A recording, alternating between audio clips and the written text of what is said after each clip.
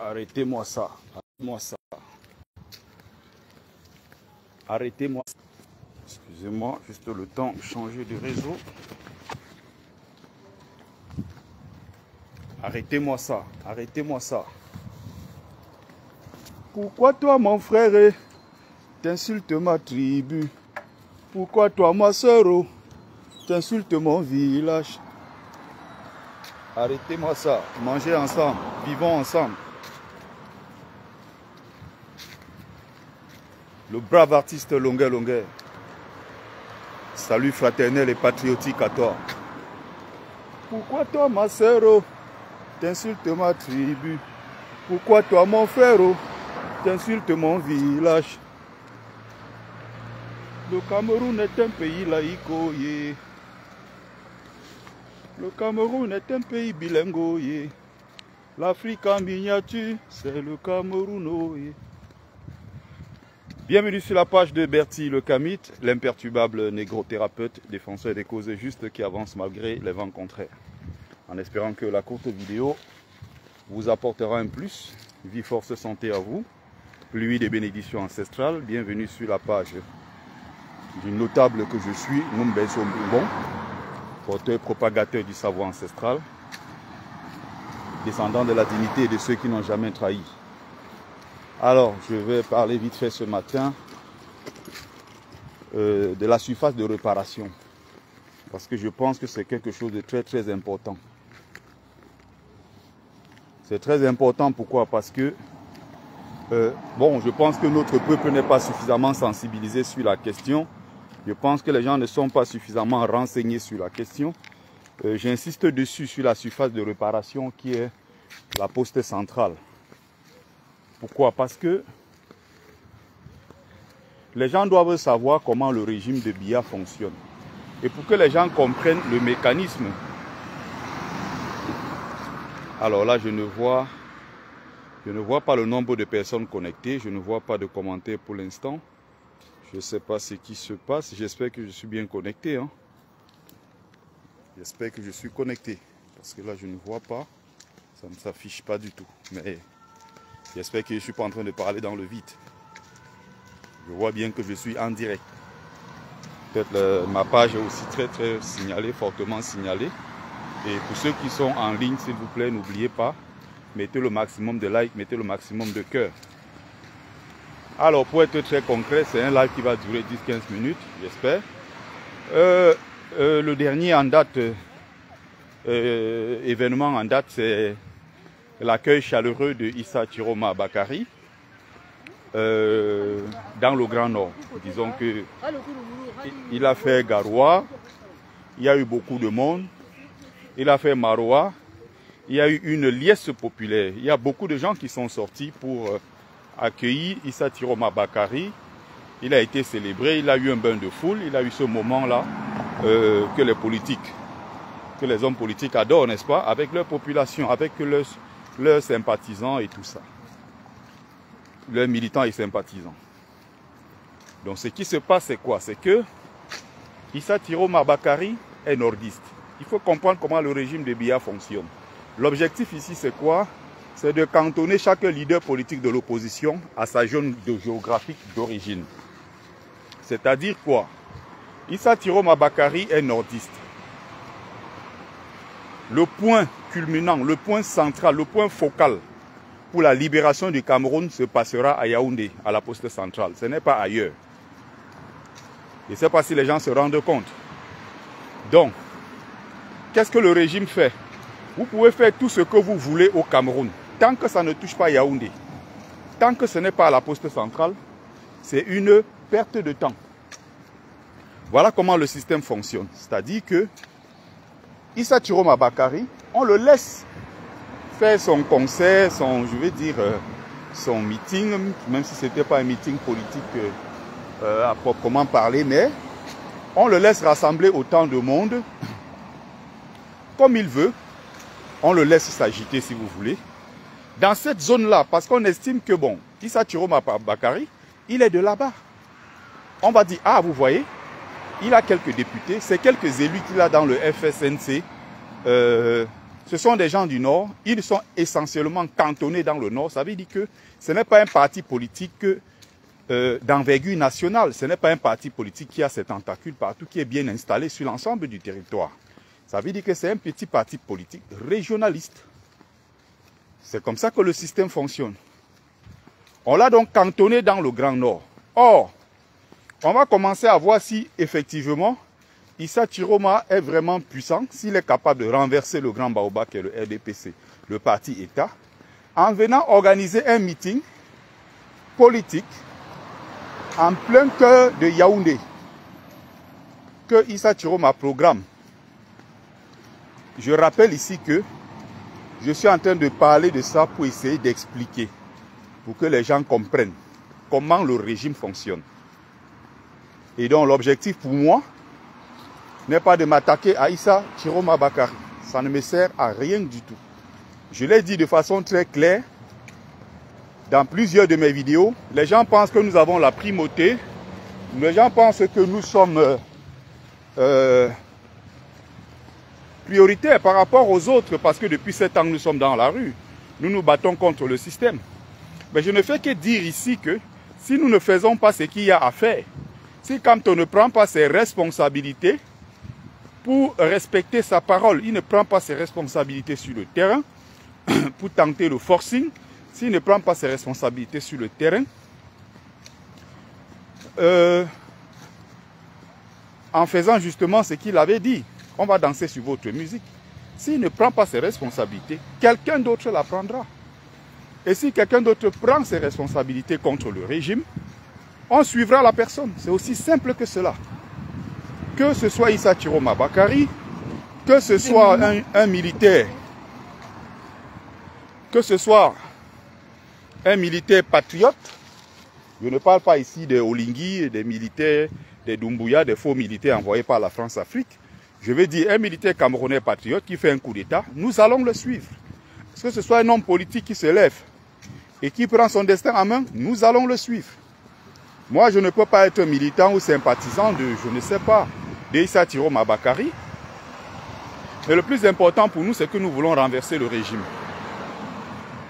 Nous voulons renverser le régime. Alors, même si c'est le diable qui renverse ce régime, messieurs, nous allons suivre le diable. Renverser le régime avec lui.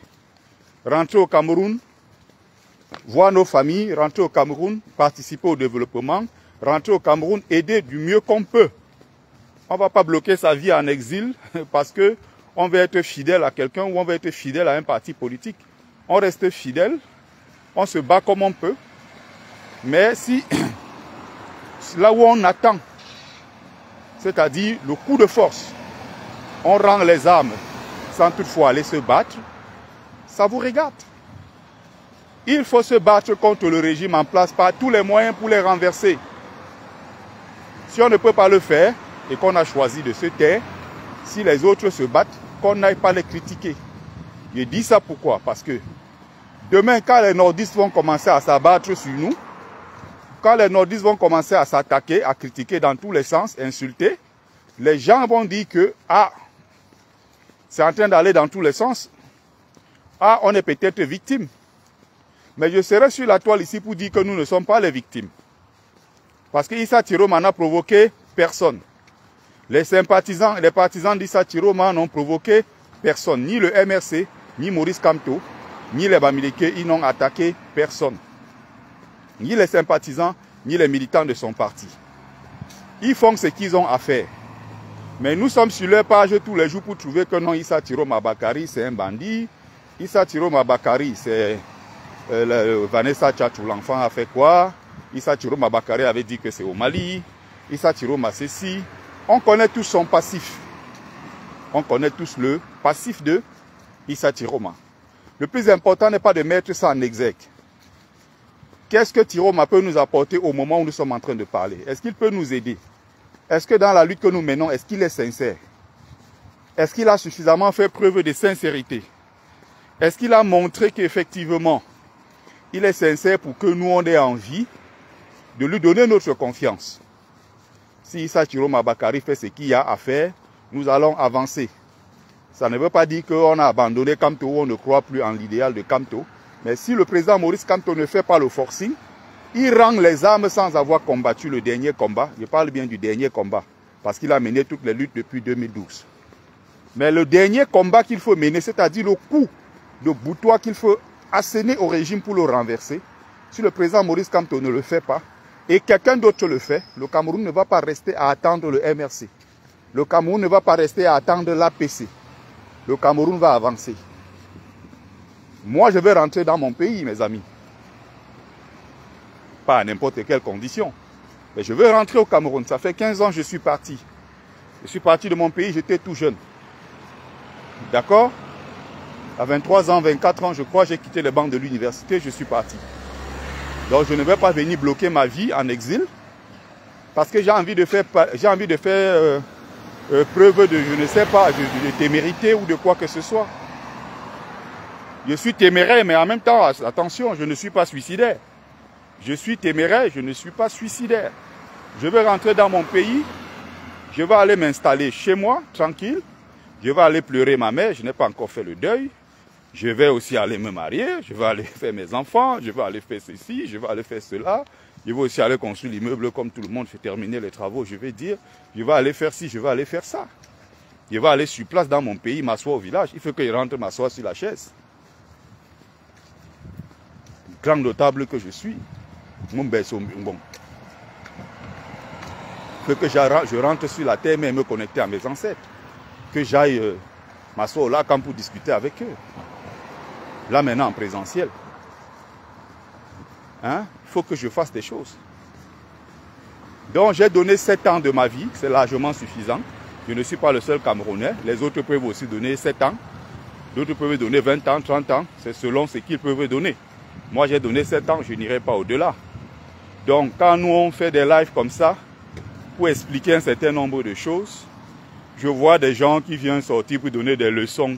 Oh, vous avez abandonné à la dernière minute. Oh, à quelle heure? Oh, si vous êtes fatigué, descendez du train.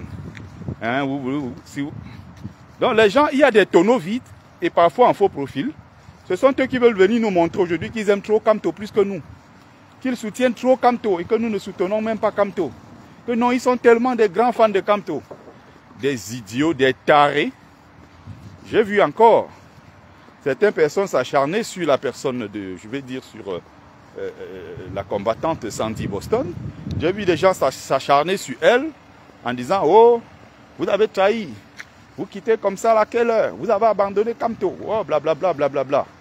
J'ai vu même des Lilliputiens, des gens qu'on n'a jamais vus dans cette lutte, des gens qui ne se sont jamais prononcés, s'attaquer en disant que, oh, c'est pas le moment, vous voulez décourager les gens. Donc vous voulez dire que si le MRC ou le président Kamto, s'ils ne sont pas au pouvoir, le Cameroun va s'arrêter. Si je comprends bien. On n'ira nulle part, les choses n'avanceront pas dans ce pays si Kamto n'est pas président. Mais vous êtes sérieux? Je dis ça pourtant, je ne m'entends pas avec Sandy Boston. Hein? Elle m'a même bloqué sur toutes ses pages. Ça ne m'empêche pas si elle fait des bonnes choses ou elle prend peut-être des belles initiatives. Ça ne m'empêche pas de dire que oui, oui. Ce qu'elle fait, je trouve ça raisonnable. J'en parle sur ma page depuis au moins 2 semaines. J'ai aussi pris des coups. Je dis bien depuis au moins 2 semaines. Avant qu'elle ne commence même à parler de ça, j'avais pris position de façon très claire. C'est celui qui va mener la dernière bataille, le combat final là, qui va aller s'installer au pouvoir. Sortant de l'opposition, je précise bien. Si nous ne le faisons pas, nous ne menons pas la bataille que nous devrions mener pour prendre ce pouvoir, ceux qui sont du Nord ou ceux qui sont je ne sais d'où, qui sont des partisans de Issa Tiroma Bakary, il faut les laisser tranquilles. Je dis bien, il faut les laisser tranquilles, ils n'embêtent personne, ils ont dit qu'ils sont derrière leur leader. Si leur leader est un faux type et que Issa Tiroma Bakary, en réalité son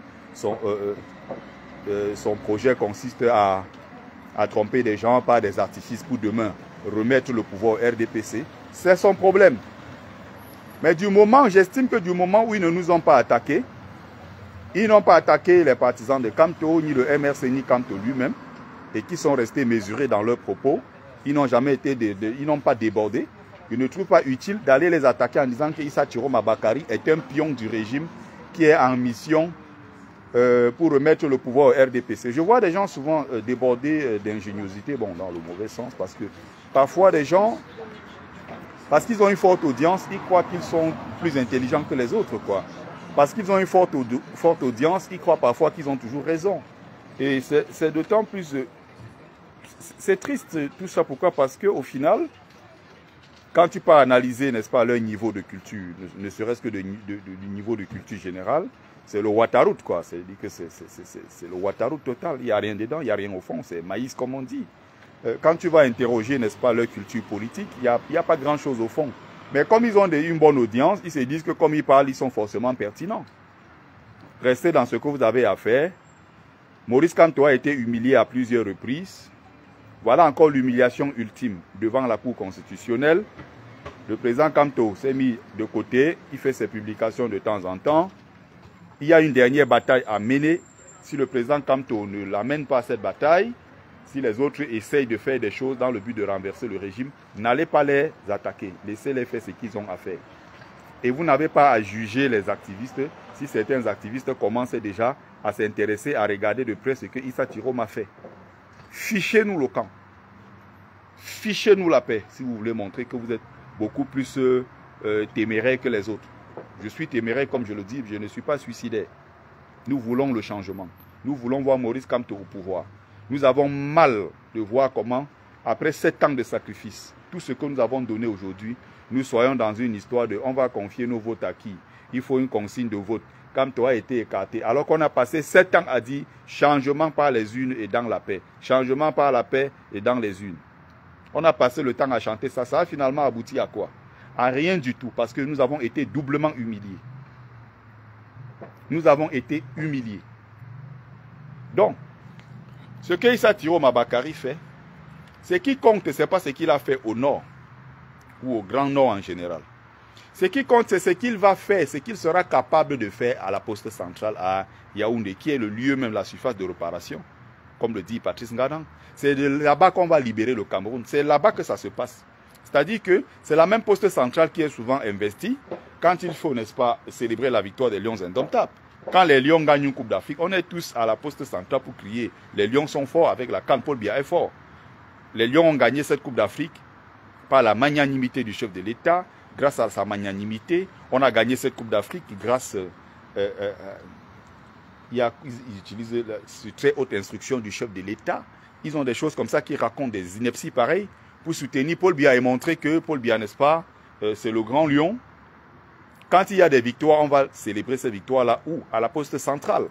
Bon, maintenant, quand il y a aussi des mouvements de libération, quand on veut exprimer notre ras-le-bol en tant que peuple, il faut qu'on nous laisse aussi célébrer, exprimer ce ras-le-bol à la poste centrale. Pourquoi on nous empêche? Donc, vous avez vu le cas Cabral Libi, pion du régime évidemment.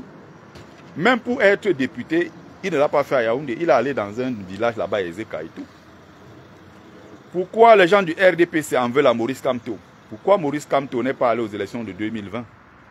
Ils ont misé des milliards, ils ont dépensé, ils sont à pratiquement 50 milliards aujourd'hui que l'État du Cameroun a dépensé pour écarter le MRC, écarter Maurice Kamto de la présidentielle.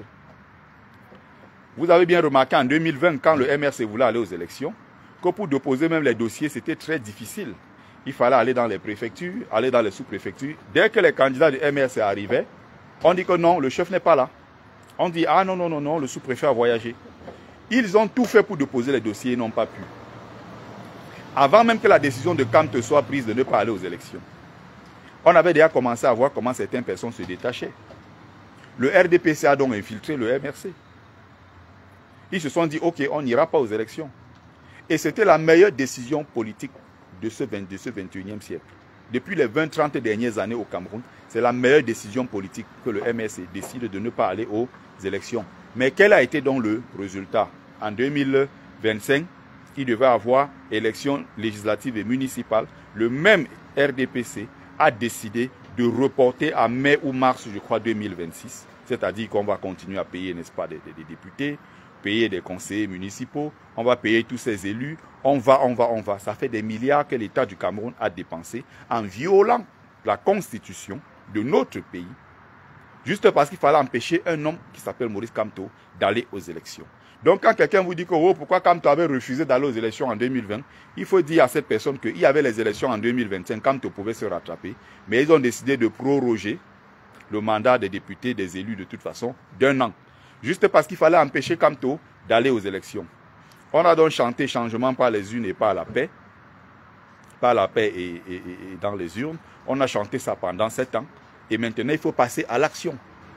Donc, il faut que les gens arrêtent de nous dire que non, le président Maurice Kamto est dans un lance stratégique. Depuis, s'il ne parle pas, c'est parce qu'il est en train de faire un plan. Moi-même, je veux y croire. On a encore jusqu'en octobre. Donc, je ne veux pas me précipiter pour le moment.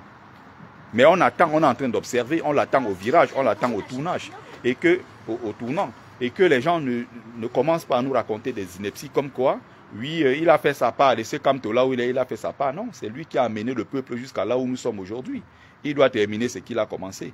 Et donc, pour terminer ça, c'est à la poste centrale. Soit il crée, peu importe ce qu'il va créer, il faut qu'il crée les conditions pour que ces élections ne se tiennent pas et qu'on réorganise le jeu électoral et qu'on le réintroduise dans ce processus électoral. C'est à lui maintenant de faire ce qu'il faut faire. S'il ne le fait pas, quelqu'un d'autre va le faire. En politique, on n'attend pas. La nature a horreur du vide. Donc, le président Maurice Kamto n'a pas fini ce qu'il a commencé depuis longtemps. Et nous devons être là pour l'accompagner dans ce processus-là. Il faut qu'on aille jusqu'au bout de ce qu'on a commencé. Et nous sommes là, ces soldats sont toujours disponibles pour l'accompagner. La diaspora est présente, mobilisée derrière un seul homme qui s'appelle Maurice Kamto. Et nous lui faisons confiance. Mais en même temps, on est téméraire, on n'est pas suicidaire. Si ça ne va pas dans la bonne direction, nous aurons le droit, le moment venu, de dire stop. Donc, Issa Tiroma Bakari est cantonné dans le Grand Nord. Il n'est pas venu à la poste centrale. Cabra Libi, il est allé quelque part à Ezeka là-bas, on l'a laissé parce que bon, c'est à Ezeka, il peut tourner comme il tourne, ça c'est pas leur problème, on le laisse à Ezeka. L'objectif ici, c'est de passer un message subliminal au peuple en disant, vous voyez, c'est un bassa. Pour se faire élire, qu'est-ce qu'il a fait? Il est allé dans son village là-bas à Ezeka se faire élire parce qu'ailleurs, de toute façon, il n'a aucun poids politique. Si Maurice Kamto avait accepté donc d'aller à ces élections, qu'est-ce qu'ils auraient fait? On aurait envoyé Kamto quelque part à Baham, il a un député à Baham, un autre peut-être à Bafoussam, 2 députés, on s'arrête là. On dit, ah, vous voyez, voilà quelqu'un qui disait qu'il devait gagner, qu'il a gagné les élections présidentielles au Cameroun. Voilà quelqu'un qui a dit qu'il a gagné. Et voilà, on organise les élections législatives et municipales. Il se trouve à avoir seulement 2 députés dans son village. On devait faire en sorte qu'il n'y ait aucun député du MS dans le Grand Nord, aucun député, ni maire, ni conseiller municipal à Yaoundé, aucun à Douala, aucun dans toutes ces villes-là. On devait cantonner Kamto où? Dans un petit coin là-bas à Baham. On allait dire, ah, vous voyez, c'est un leader communautaire. Son parti politique, MRC, n'a pas d'envergure nationale. C'est un petit parti politique d'envergure régionaliste. Hein? Un parti régional, c'est un parti politique régionaliste. Vous comprenez? C'était ça la technique du régime. Et donc, regardez les autres, hein, vous voyez l'UDC d'Ndamjoya, on va donner quelques 2-3 députés, ça va s'arrêter dans le Noun. Vous voyez, il y a quelques partis politiques. Bon, on prenait à l'époque Paul Eric Kingé, on fait comme ça, bon voilà, il fait semblant, il dit bon, il est dans l'opposition, on lui dit bon, va dans ton fief, en Djombe Pendia, ça s'arrête là. Quel autre parti politique? Il y a tous ces partis politiques là, vous voyez au final, qu'est-ce qu'on fait? On les cantonne dans des petites régions. Et on fait du RDPC, le seul parti politique d'envergure nationale, vous voyez, qui est installé sur l'ensemble du territoire. Voilà comment, c'est comme ça que ces gens-là fonctionnent. Donc, le premier point, Issa Tiroma Bakari pour mobiliser dans le Grand Nord, ce n'est pas ça le plus important. Il faut mobiliser à Yaoundé la poste centrale parce que c'est le point de départ du lancement même du chassement. C'est le point de départ même de ce régime. C'est de là où on va partir pour chasser le régime. Vous avez vu dans notre pays, depuis 2017, il y a une guerre fratricide dans le nord-ouest et le sud-ouest. Est-ce que vous avez vu Yaoundé a bougé? Non, Yaoundé est tranquille. Est-ce que vous avez vu toute la partie francophone du pays avoir des difficultés? Non, le pays fonctionne, les gens se lèvent, les gens vont à les occupations. Le pays est debout, l'État est debout comme ils disent. Est-ce que vous avez vu ce genre de choses-là du côté de Yaoundé? Non, non, non, non. Du moment où vous êtes là-bas au sud-ouest, vous êtes au nord-ouest, tous les Camerounais qui sont là-bas peuvent être kidnappés par l'armée. Ça, ce n'est pas leur problème. Le pouvoir suprémaciste Boulou considère que le point de départ et d'arrivée, l'alpha et l'oméga du Cameroun, c'est Yaoundé, la capitale. Donc, il peut y avoir Boko Haram dans l'extrême nord, Boko Haram dans le nord à Garoua, peu importe.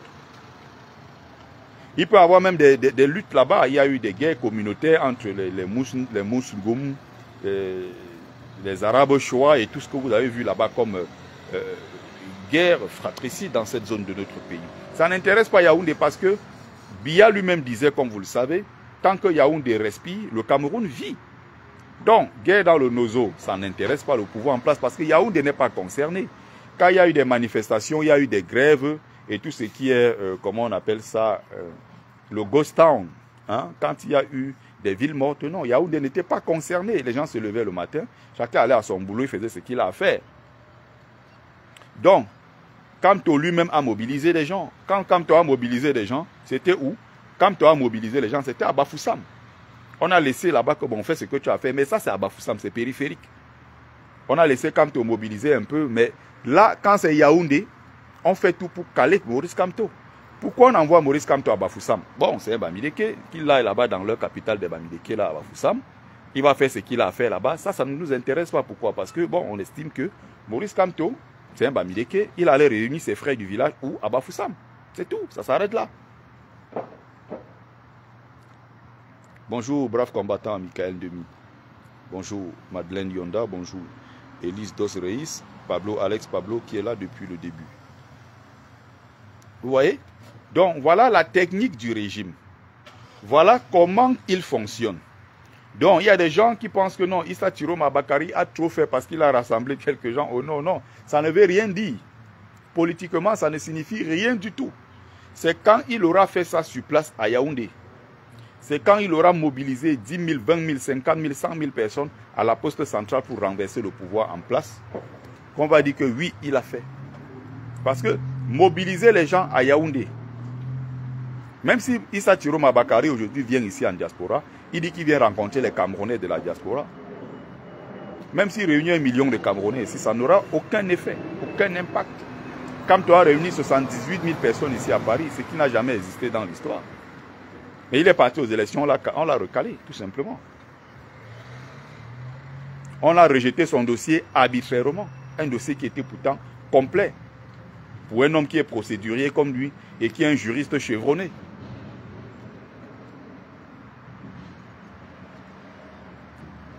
Donc il faut comprendre comment ça se passe. Oui, donc le vrai l'échec est individuel. Tout le monde abandonne pas Kamto. Il faut savoir que si tu mets encore ce genre de commentaires ici, Emmanuel Kiki, tu seras bloqué. Je n'ai pas de compte à rendre. Qui t'a dit ici qu'on abandonne Maurice Kamto? Apparemment, tu viens d'arriver. Tu arrives et tout d'un coup, boum, tu mets ton commentaire. Après, je le live d'ailleurs, je vais te bloquer. Donc, mets tout ce que tu as à mettre comme commentaire en attendant que je te vis. Déjà, Emmanuel Kiki Chanel, ça ne veut rien dire. On ne sait pas qui tu es. Il n'y a pas de photo, il n'y a rien. Tu apparais comme ça en faux profil, raconter des conneries. Je rappelle que depuis 9 ans aujourd'hui, parce que j'ai commencé cette bataille-ci, en 2016, hein, j'ai commencé mes premières manifestations dans les rues ici en France, on est en 2016. J'ai commencé à m'impliquer dans le changement à partir de 2016. Je l'ai toujours fait en vidéo. Donc, tout le monde me voit, on connaît mon nom, mon visage est connu. Je ne peux pas, je prends certains risques. Je sais qu'il y a des endroits où je ne peux plus aujourd'hui, par exemple au Cameroun, me rendre à cause des risques que je prends. Donc, je n'ai pas l'intention de venir perdre mon temps sur les réseaux sociaux avec des tarés, des connards ou des connasses, je ne sais pas les qui viennent me donner des leçons. Je ne reçois des leçons de personne. Si vous n'êtes pas content, vous voulez montrer que vous défendez Kamto plus que tout le monde, mettez-vous déjà en vrai profil. Quand on a les couilles, on se met en vrai profil. Tu es Batoufam, j'en ai rien à foutre. Tu es Batoufam, j'en ai strictement rien à foutre. Ton argument, c'est de me dire que tu es Bamileke. Il faut comprendre que je déteste profondément ce genre de Bamileke. Donc ne laissez jamais, c'est souvent vous le problème. C'est que vous laissez croire aux gens que il y a certaines choses que nous on soutient parce que ce sont nos frères Bamileke. Je déteste viscéralement certaines personnes, les Bajans de Diable Momo, les gens Gatsi, et tous ces gens-là qui passent leur temps à casser Camto, à casser le MRC, qui passent le temps même à noyer les différentes luttes que nous menons. Et ces Bamileke-là qui passent leur temps à détruire toutes les luttes même que notre communauté essaye de mener pour regagner notre honneur et notre dignité tant bafouée dans ce pays. Donc quand tu me sors ton argument de je suis Batoufam, je crache dessus, je pisse dessus que tu sois Bamileke, Batoufam. J'en ai strictement rien à foutre. Ça ne m'intéresse pas que tu sois Bamileke. Ce qui m'intéresse, c'est que tu sois un homme digne, que tu sois un homme debout. Et non un Bamileke à genoux. Comme j'ai encore vu hier, quelqu'un a présenté une connerie encore dans un groupe WhatsApp. Je suis allé là-bas répondre que fichez-moi le camp avec vos histoires de milliardaires Bamileke. Parce qu'il y a un Bamileke où c'est EcoBank a fait quoi? 215 milliards de quoi a fait, je ne sais même plus quelle connerie il racontait hier. Il y a une famille de Kongchou qui est très puissante, qui a pris des banques en Mauritanie, qui a un fonds très puissant. Je vous ai rappelé que toutes ces conneries-là ne nous intéressent pas. Les hommes d'affaires Bamileke ne m'intéressent pas. Je crie et je tape sur eux tous les jours. Ils ne nous intéressent pas, ils ne nous servent à rien. Tout au contraire, ils sont un frein à la lutte que nous menons. Tout au contraire, ces gens ne servent à rien. Ils ont desservi la cause. Donc, un milliardaire, son argent, c'est pour lui. Son argent, ce n'est pas pour la communauté Bamileke. On peut commencer à considérer que ces gens-là mènent une lutte pour la communauté Bamileke s'ils s'engagent, n'est-ce pas, à créer un véritable lobbying international qui va défendre les droits des Bamileke qui sont marginalisés par le pouvoir en place. Tant qu'ils ne font pas ça et ils sont cachés dans leurs milliards, ils descendent à l'aéroport de Douala en Soum-Soum, en sous-marin, ils traversent comme tout le monde, ils vont dans leur maison, ils vont finir leur contrat, ils font leur business juteux et ils reprennent l'avion, ils partent là où ils partent. Monsieur, ces gens-là ne nous intéressent pas. Donc que tu me dises que tu es Batoufam, j'en ai rien à foutre. Si tu veux dire que tu es donc Bafoutam, Batoufam quoi, tu es un vrai monsieur, je ne sais pas d'ailleurs si c'est un homme ou c'est une femme, c'est souvent ça la difficulté. Alors tu mets ton visage, tu mets ton vrai nom et tu viens sur la toile parler comme nous. Tu dis que tu défends trop Camto. On t'a déjà vu où? Tu as défendu Camto où? À quelle occasion? Tu as fait quoi? On a vu rien. Vous mettez derrière les faux profils pour donner des leçons aux gens. Et tu crois qu'en disant que tu es Bamileke, je vais m'adoucir parce que je combats ou je porte la cause de Bamileke. Il faut comprendre que 90% de mes posts sont contre les Bamileke. Je suis très radical contre les Bamileke en tomate sans caleçon, sans colonne vertébrale. Et je me bats pour que ce peuple-là un jour retrouve sa dignité.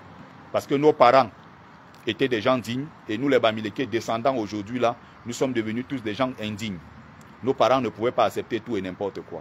Nos parents étaient des gens nobles, des travailleurs, des gens dignes. Les Bamileke d'hier n'ont presque rien à voir avec les Bamileke d'aujourd'hui. Et c'est une honte monumentale pour notre peuple, qui accepte toutes les humiliations. Regardez aujourd'hui en Bouddha. Qu'est-ce qui est en train de se passer en Bouddha? Qu'est-ce qui se passe en Bouddha? Il y a partout en Bouddha, là-bas, les photos de Paul Biya. Ils ont baptisé la rue, la grande rue, c'est le boulevard Aïdjo, en boulevard Paul Biya. Déjà, je ne comprends pas là où s'est passé le maquis à l'ouest, où des milliers, des centaines de milliers d'enfants Bamileke ont été liquidés avec la complicité de l'armée française en Bouddha. Vous osez à Bouddha créer un grand boulevard, baptiser un grand boulevard, boulevard Amadou Aïdjo. C'est-à-dire que celui-là même qui a zigouillé vos grands-parents, vous lui décernez, je ne sais pas, vous baptisez un grand boulevard en plein cœur de Bouddha en son nom. Aïdjo, celui-là qui a zigouillé nos grands-parents. Celui-là qui était assis avec les Français, il buvait du bon vin. Et il disait, ces Bamileke là, on va les avoir. Est-ce qu'il n'y a pas quelque chose qui ne marche pas bien dans vos têtes? Vous prenez maintenant le nom d'Aïdjo, vous mettez à côté, vous mettez ça boulevard pour Paul Biya. Le même Paul Biya qui, depuis 43 ans, a décidé de s'asseoir sur notre peuple. En utilisant quelques troubadous comme ça, comme les Momo, les Kongchou et tous ces gens-là, tous ces racailles, qu'il a mis autour de lui avec quelques gens à qui il a donné quelques petits strapontins, à qui il a donné quelques petits marchés, et qui vont s'humilier tous les jours. Aucune dignité. Donc, il ne faut pas penser un seul instant que quand quelqu'un te dit qu'il est Bamileke, ça me touche. Ça ne me touche nulle part. Tout au contraire, je suis même très remonté contre ce genre de personnes. Parce que parfois, j'estime qu'on n'a rien à voir ensemble. Rien à voir. Ce n'est pas parce qu'on est Bamileke ensemble que non. Ce n'est pas parce qu'on est Bamileke que j'embrasse tous ces Bamileke. Il y a des Bamileke des saletés. Il y a des Bamileke des chefs avec qui je ne vais jamais me mélanger. Vous comprenez? Et ce sont pourtant des Bamileke. Les Bamileke qui ont eu peur de dire que ce qu'on est en train de faire à Maurice Kamto n'est pas normal. Les Bamileke qui ont eu peur de se prononcer face à toutes ces injustices subies par Maurice Kamto, par les militants du MRC. On a encore enfermé beaucoup l'autre jour. Ils n'ont trouvé rien à redire. C'était normal. Quand on crie un peu sur Samuel Eto'o, ils sortent pour défendre Samuel Eto'o. Soit disant c'est la légende nationale, c'est la légende panafricaine. Tu défends quelqu'un qui a décidé de s'allier à Paul Biya, qui est contre le peuple camerounais et qui a entretenu la souffrance de notre peuple. Quand c'est ton frère Bamileke, tu te recules, tu as peur de le soutenir. De peur du candidaton. Du jour au lendemain, quand c'est quelqu'un d'autre, c'est là où maintenant tu déploies toutes tes stratégies, tu déploies tout, même financièrement, pour montrer que non, on soutient Samuel Eto'o. Le même Samuel Eto'o qui soutient Paul Biya, qui est le bourreau du peuple camerounais. Donc il faut savoir que vous ne nous intéressez pas. Que vous soyez Bafang, Banganté, vous soyez Tchang ou je ne sais où, vous ne nous intéressez pas. Vous comprenez? Le Bamileke qui est pour moi digne, c'est un Bamileke debout. Ce n'est pas un homme à genoux.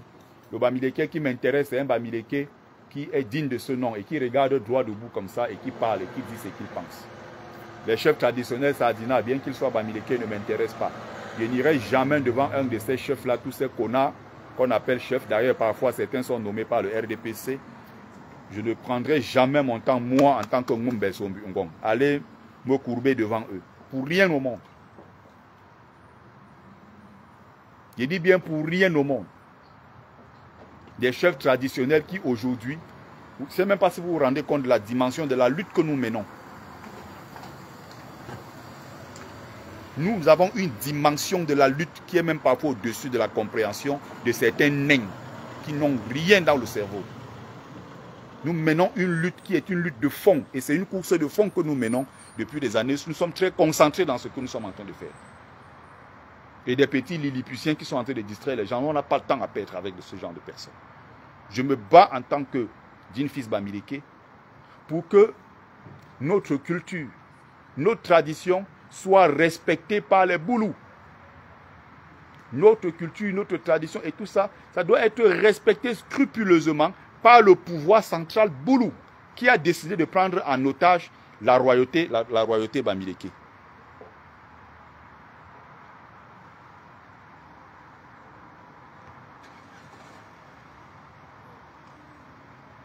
Nous ne voulons plus jamais ce que nous avons vu récemment à l'Ouest. Un chef traditionnel, le vrai héritier, est chassé. Vous avez vu ce qui s'est passé à Galim, à Bouddha là-bas. Ce sont les mêmes là qui sont en train de dérouler le tapis rouge à Paul Biya.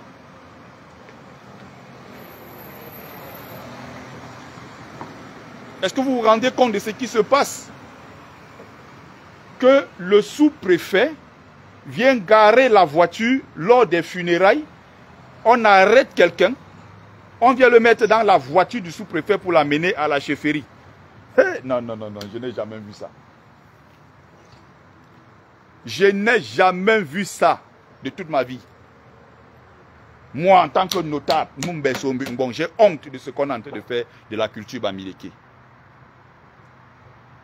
On vient, le sous-préfet qu'on appelle le chef-terre, vient garer la voiture, la Toyota VX là. Il vient, il gare ça. Il y a les funérailles.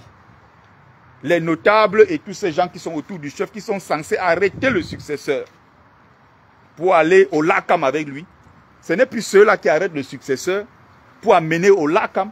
C'est le préfet, le sous-préfet qui vient, soi-disant chef-terre, qui vient se garer. Il gare la voiture, on ouvre, on arrête le chef, il envoie les gendarmes. Les gendarmes, depuis quand arrêtent les chefs à l'Ouest? J'ai envie de le savoir. Le gendarme va arrêter quelqu'un, on met dans la voiture du sous-préfet, on s'en va avec et les Bamileke ne disent rien. Ils voient ça passer. Et ces mêmes chefs-là, des saletés. C'est moi, Ngumbe Sombi qui parle, je m'appelle Sikanti. Et ils savent là où on se retrouve. Ils vont faire quoi? Rien du tout parce qu'ils sont illégitimes. Ils ne peuvent même pas parler là où je suis. Moi, quand je parle au nom du peuple Bamileke parce que j'ai cette mission que j'ai reçue de mes ancêtres. Ils sont là, ils m'écoutent pendant que je parle. Les Mbotanguna sont là, les Mbotela Tekungum, les Ngolonkenien. Quand je parle en leur langue parce qu'ils me disent que mon fils va porter ce message auprès de notre peuple qui est en train de se faire humilier. Voilà à peu près la dimension de notre lutte. Et quiconque se met en travers de notre chemin sera abattu le moment venu parce que nous nous préparons. Ça sera terrible. On n'est pas en train de rigoler.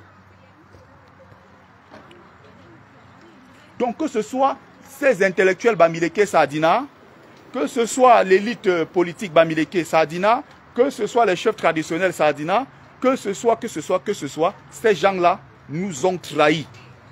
Nous les dénonçons parce qu'ils nous ont trahis.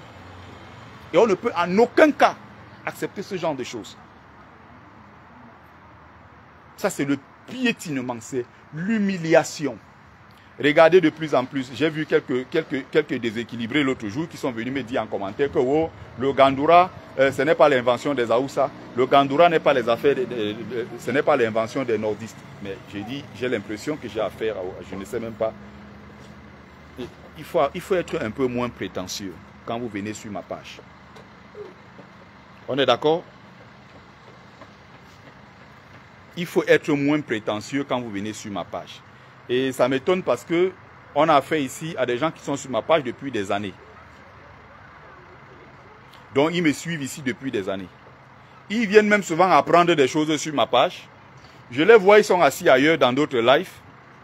Ils viennent puiser sur ma page. Ils partent dans leur live, ils racontent comme s'ils avaient une seule fois ouvert un seul cahier ou un seul livre dans leur vie. Ils vont s'asseoir là-bas, ils parlent comme si ça venait d'eux, sans jamais me citer. Et quand je viens, je parle d'une chose, c'est les mêmes tarés qui viennent se mettre, me dire que le Gandoura... À quel moment je vous ai dit que le Gandoura était l'habit des nordistes? J'ai dit ceci, des chefs Bamileke de plus en plus ne s'assument pas et on les voit aller aux consultations à Yaoundé, reçus par Ferdinand Ngongo, et certains d'entre eux, aucun d'entre eux n'avait porté la tenue Ndop. Beaucoup ont porté le Gandoura, sans motif Ndop. Il est bien précisé. Le post est encore sur Facebook. Quelqu'un vient me dire que, oh, ça veut dire que tu ne connais même pas l'histoire de votre peuple. Tu ne connais même pas l'histoire du Cameroun. Je raconte des conneries comme ça. Je dis, mais attends, celui-ci a quel problème? Il me dit que qui t'a dit que le Gandoura, c'est les affaires des nordistes. Même dans les Bamileke aussi portent le Gandoura. Est-ce que tu as compris ce que je voulais dire? Est-ce que tu as compris le sens de mon message que je voulais porter? Je peux porter le t-shirt. Ngongo m'invite au palais. Je viens en tant que chef traditionnel. Je porte ce t-shirt, je m'assois.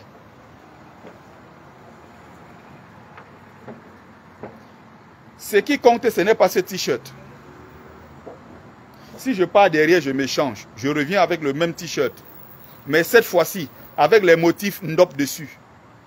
Avec mes colliers Ndop et tous les artifices, tous les artefacts qu'il y a autour d'un roi Bamileke digne de ce nom. À partir de ce moment, ça veut dire que je m'assume en tant que chef traditionnel. Ferdinand Ngongo invite les chefs Bamileke au palais pour des consultations. Ils sont assis là, une quinzaine. Personne d'eux n'avait porté le Ndop. Les photos sont encore là, j'ai mis ça sur ma page.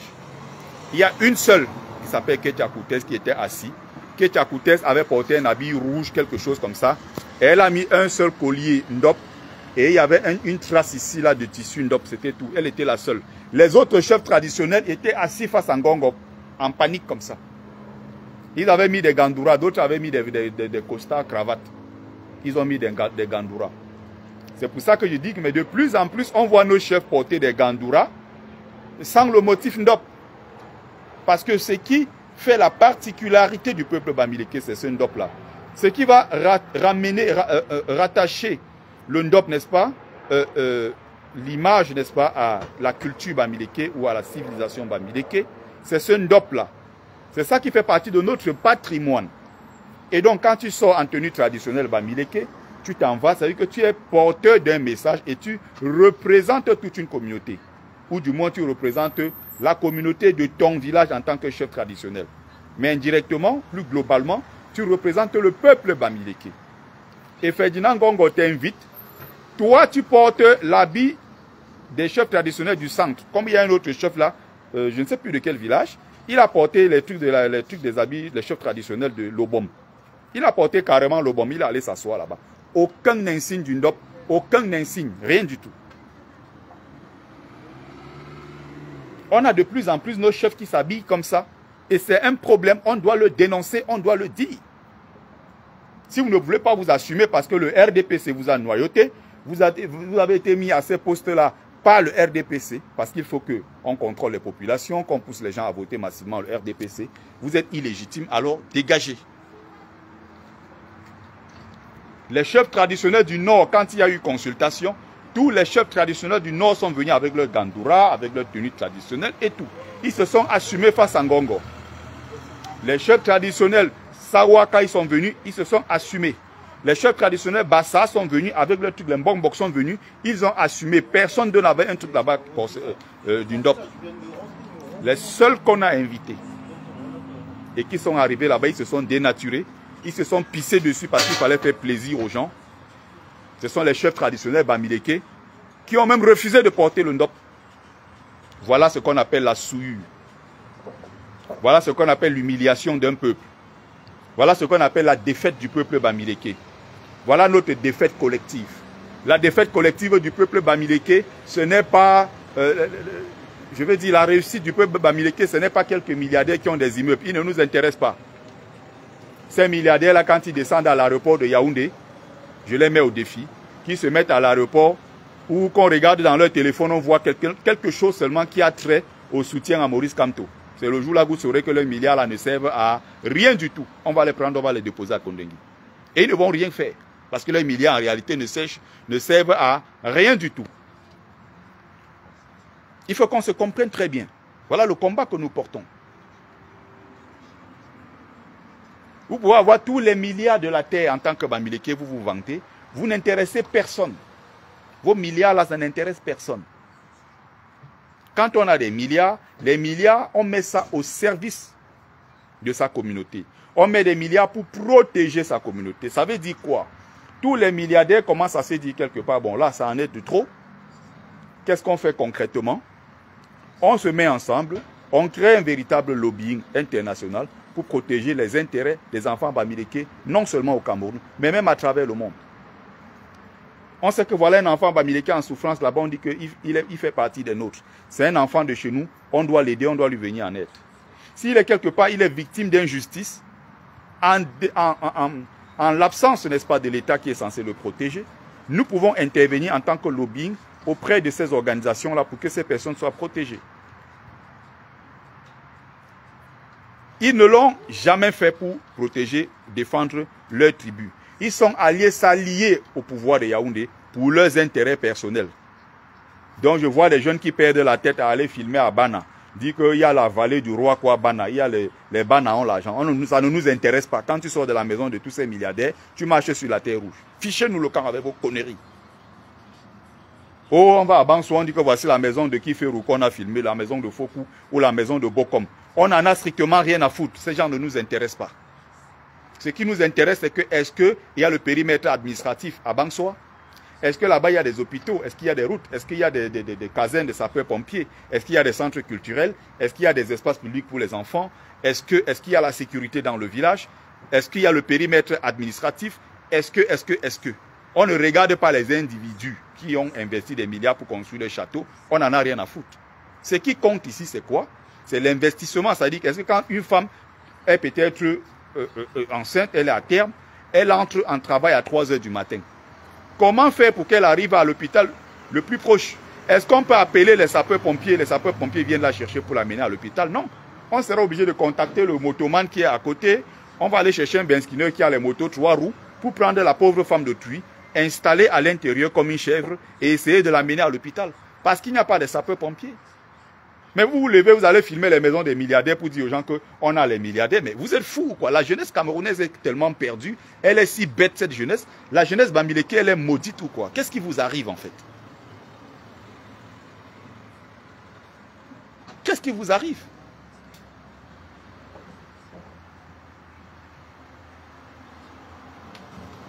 Est-ce que vous comprenez le sens du combat que nous menons? qu'aujourd'hui les Boulous arrivent à l'ouest, sur 42 sous-préfets et préfets à l'ouest, il y a 38 qui sont Boulous. Et ce sont eux qui arrivent maintenant à l'ouest qui décident que tel sera chef traditionnel. Et on vient le jour de la grande des funérailles, on laisse le vrai chef qui était dans la lignée cheval et qui est inscrit dans le testament. On arrête quelqu'un qui a décidé de trahir et travailler avec le RDPC. On le met dans la voiture du sous-préfet, on l'amène au commissariat signer les documents. Demain, on le brandit, on dit que c'est lui le nouveau chef de votre village. Ça, c'est insulter notre culture, c'est insulter notre tradition. Et moi, le premier, en tant que bon, grand notable de Dieu que je suis, je ne peux pas l'accepter. Ces gens-là sont une honte pour notre tribu. Voilà le sens de mon combat. Si les gens ne sont pas intéressés par ce que je dis, ils peuvent partir immédiatement.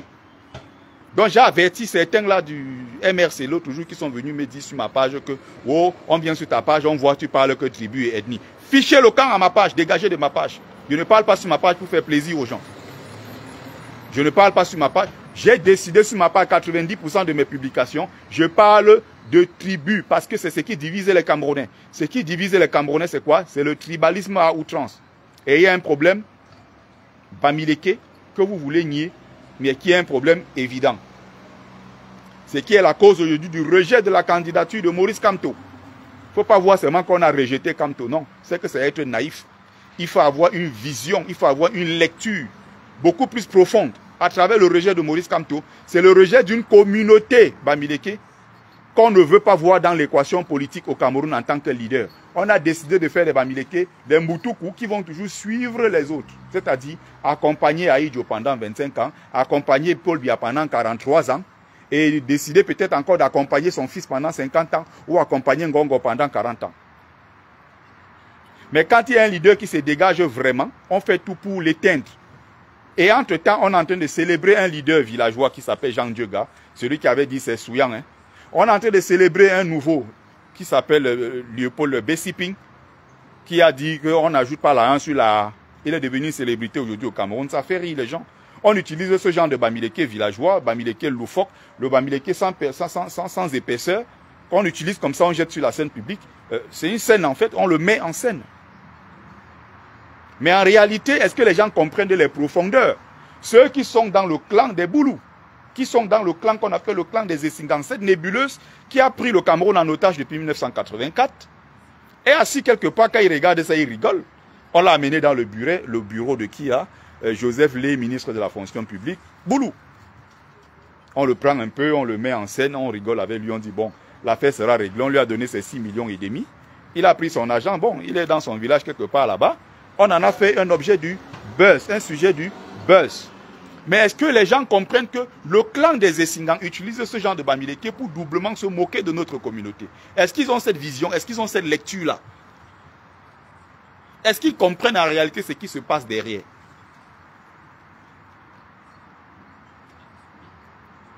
C'est pour ça que nous travaillons sérieusement. C'est pour ça que nous nous informons. C'est pour ça que nous lisons. C'est pour ça que nous écrivons. C'est pour ça que nous apprenons auprès des anciens. C'est pour ça que nous apprenons auprès des intellectuels. C'est pour ça que nous nous formons tous les jours. On ne passe pas un jour sans lire, sans écrire, sans se former, sans aller dans des conférences, sans aller à gauche, à droite, puiser l'information pour venir mettre sur la place publique pour notre peuple. Il y a des fois quand je parle ici, je m'adresse aux Bamileke. Je m'adresse à mon peuple parce que j'ai une mission ancestrale. Mais maintenant, s'il y a d'autres Camerounais que ça intéresse, qu'ils viennent aussi suivre ce que je suis en train de dire. Parce qu'encore une fois, on parle de notre pays, le Cameroun. Parler de l'Ouest ou bien parler du peuple Bamileke, hein, c'est parler aussi de notre pays, le Cameroun, parce que ça fait partie de notre histoire, de l'histoire nationale. Même s'il y a des gens qui nous ont dit que bon, nous on vient du Soudan, il faut qu'on rentre chez nous. Les vrais autochtones de l'Ouest, c'est les Bassa. Il y a un qui a sorti un truc l'autre jour, que même le Ndop que nous on porte là, c'est un Bassa qui avait créé le Ndop et tout. Bon, ils ont des polémiques comme ça sur la toile.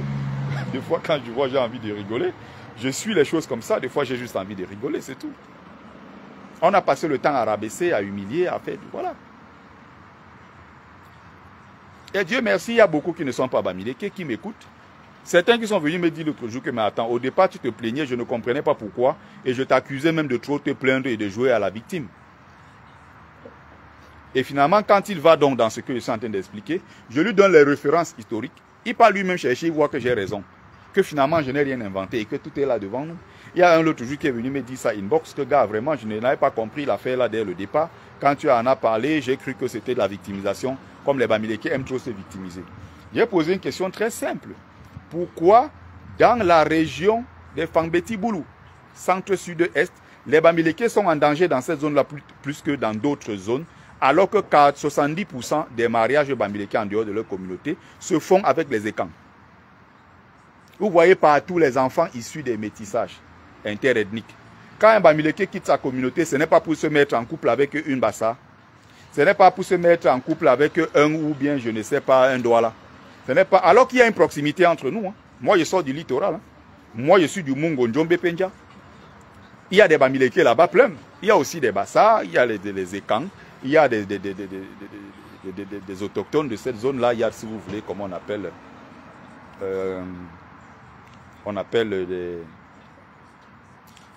les bafounes et tout ça, bon, les abords en général et tout le reste. Vous voyez? Ça dit quoi? Dolé. Je suis là, Freeboy. Tranquille, j'arrive. Moi, mais viens courir. Voilà. Mais pourquoi 70% donc de ceux-là qui vont se mettre en couple? Vous entendez métissage. Un enfant Bamileke, vous entendez toujours que bon, je suis de double culture, je suis de culture Bamileke et de culture, vous allez toujours entendre Beti. Nous, on fait plus d'enfants avec des Beti, moins avec des Bassa, moins avec des Douala, et encore moins avec les nordistes. Vous allez très peu voir des enfants Bamileke issus d'un couple Bamileke nordiste. Mais pourtant, les Bamileke vivent là-bas, ils ne sont pas menacés autant. Les Bamileke vivent à Douala, ils vivent partout dans des zones Bassa, ils vivent partout dans l'ensemble. Ils ne sont pas menacés pour autant. Mais là où les Bamileke sont allés là-bas s'humilier, là où les Bamileke sont allés se mélanger, où ils croyaient qu'en se mélangeant aux gens, en faisant, je ne sais pas, les courbettes comme ils font chez les Boulous, ça va peut-être faciliter les choses. Il n'en est rien. Allez donc remarquer que dans ces zones-là, dès qu'il y a moindre pépin contre le régime en place, ils sont attaqués. Les boutiques sont brûlées, les boutiques sont cassées, les boutiques sont pillées et tout ce que vous connaissez.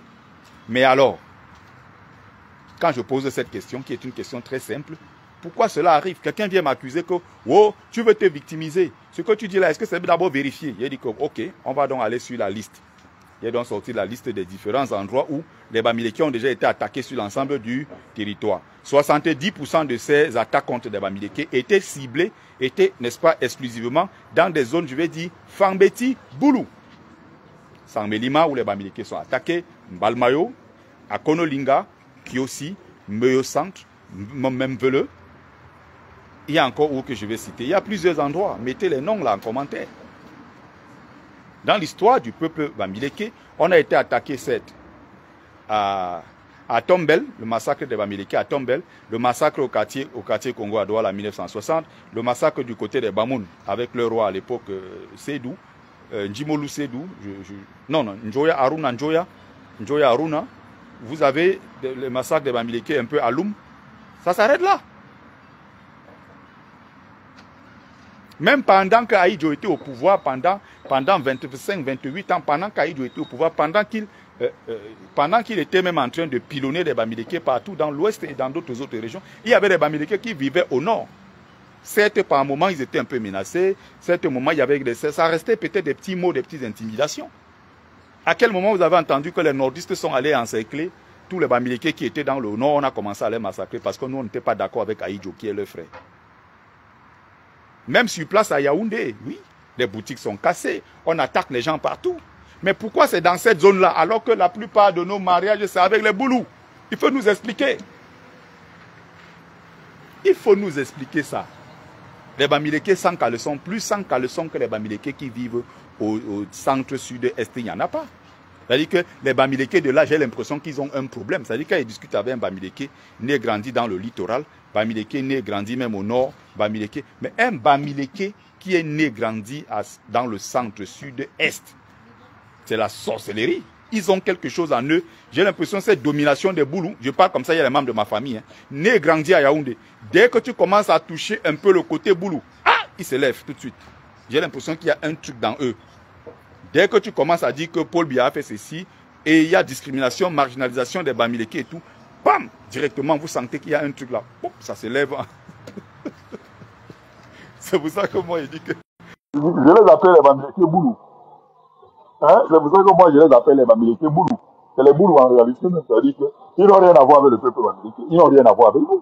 C'est pas possible. Donc, nous sommes en train de parler d'une lutte qui est une lutte très sérieuse. Nous sommes concentrés sur ce que nous faisons. Je peux même arrêter aujourd'hui le combat, c'est-à-dire que les histoires, Paul Biya doit partir comme au président. Je peux arrêter tout ça. D'ailleurs, j'ai annoncé que mon activisme politique, je précise bien, activisme politique, j'ai l'impression que les gens ne comprennent pas ce que ça veut dire. Mon activisme politique prend son disciple. Ça veut dire quoi? Je serai toujours contre les injustices dans mon pays. Mais je décide de ne plus être activiste politique. Ça veut dire que je peux m'investir sur d'autres terrains de lutte. Je vais continuer dans mon couloir, par exemple, je porte la cause des migrants, je me bats pour la cause, les droits des migrants et tout, je me bats pour que les choses changent sur d'autres secteurs. Je peux me battre pour les droits de je ne sais pas quoi. Je serai quelque part où je vais me battre contre les injustices. Il y a 1000 injustices, des millions d'injustices dans ce monde. Il y a tellement de choses à faire. D'autres m'ont dit comment, oh, tu veux venir décourager les gens. Donc moi, si mon message peut décourager quelqu'un. Les mêmes idiots, quand tu les entends, ils disent que non, tu n'es rien dans le combat. Mais quelqu'un qui n'est rien dans le combat dit que son activisme politique prend fin d'ici quelques mois. C'est encore les mêmes qui viennent en commentaire, disent que oh, tu veux décourager les gens. À un moment, il faut savoir vous situer. Hein. Donc je ne suis rien, mais en même temps, je suis en mesure de décourager les gens avec mon message. C'est juste incroyable. Hein. C'est juste incroyable. Il faut qu'on se comprenne très clairement. Vous avez toujours des choses à reprocher aux gens que soit vous n'aimez pas ou aux gens peut-être qui ne disent pas exactement ce que vous voulez entendre. Mais quand c'est les autres, vous trouvez toutes les circonstances les plus atténuantes, toutes les circonstances atténuantes. Vous essayez toujours d'arrondir les angles, d'expliquer, de faire ceci. Mais quand c'est pas quelqu'un que vous portez d'abord en cœur, vous le jetez en pâture. Vous êtes des qui même? Vous êtes des qui? Ça sert à quoi toute cette connerie? Il y a des gens qui parlent du combat matin, midi et soir. Sur la toile, quand il faut se mobiliser, sur le terrain, on ne les voit plus. Ils font 4-5 vidéos par jour. Quand on dit mobilisation sur le terrain, ils disparaissent. Opération coup de poing, on ne les voit jamais. Ils sont grands, ils sont combattants sur la toile. À faire des vidéos tous les jours, à faire des posts, à faire des directs, à faire tout, à faire ceci. Pour chaque vidéo, quand vous regardez une seule vue, il est payé, c'est-à-dire tout en menant son combat. Je ne dis pas que ces gens ne mènent pas un combat, mais tout en menant leur combat, ils sont en train de se remplir les poches. Pour chaque vue, l'argent entre dans leur caisse. Ils se font de l'argent. Vous croyez qu'ils sont tellement plus motivés dans le combat que l'équipe peut se lever et faire 5 vidéos par jour. Entre-temps, ils sont payés. Les gens sont dans les 6-7 000 euros tous les mois avec des vidéos. Vous blaguez? Les gens en ont fait un fonds de promesse. Les gens ont fait de ça leur travail. Ils se lèvent matin, midi et soir, ils font des vidéos. Ils commentent tout et ils sont spécialistes en tout et en rien en même temps. Mais quand on dit mobiliser les gens, même dans le pays où vous vous trouvez là-bas, faites sortir seulement 100 ou 200 Camerounais, vous mettez devant l'ambassade pour mobiliser et faire pression sur le régime. Tu ne les vois jamais. C'est pour venir dans une soirée où on est bien assis, on est content, on explique des choses, on dit on prend la parole, on bavard parce qu'on veut mobiliser les gens pour un événement qui va toujours mettre l'argent dans les poches. On est très content de le faire. Si c'est pour mettre des litiges pour dire que non, j'ai beaucoup travaillé, il faut vraiment que je sois rémunéré. Voilà le litige si vous voulez soutenir ce que je fais comme initiative. Cotiser à l'intérieur. L'argent coule très vite. On met beaucoup d'argent à l'intérieur et très rapidement. Au moment maintenant de descendre sur le terrain, quand on annonce qu'on a rejeté la candidature de Paul Biya, les mêmes sont sur en ligne, ils font toujours leurs vidéos, ils font leurs posts, ils font ce qu'ils ont à faire. Et après, maintenant, vous voyez les followers bidons, les followers tordus, qui disent que oh, les activistes ont fait quoi? Vous êtes gâtés dans vos têtes. Allez appeler vos stars là pour demander à vos stars là de descendre dans les rues pour venir faire quelque chose. Pourquoi c'est nous que vous appelez?